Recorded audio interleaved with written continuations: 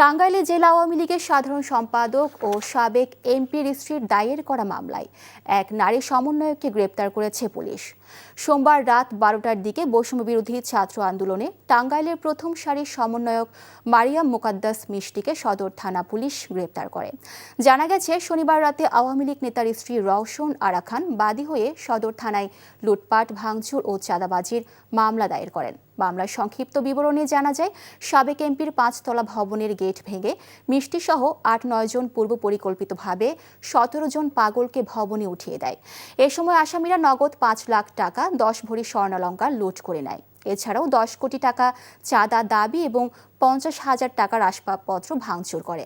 এই অভিযোগের প্রেক্ষিতে সোমবার রাত 12টার দিকে পুলিশ শহরের পশ্চিম আকরটাকুর পাড়ার হাউজিং এলাকা থেকে মিষ্টিকে গ্রেপ্তার করে।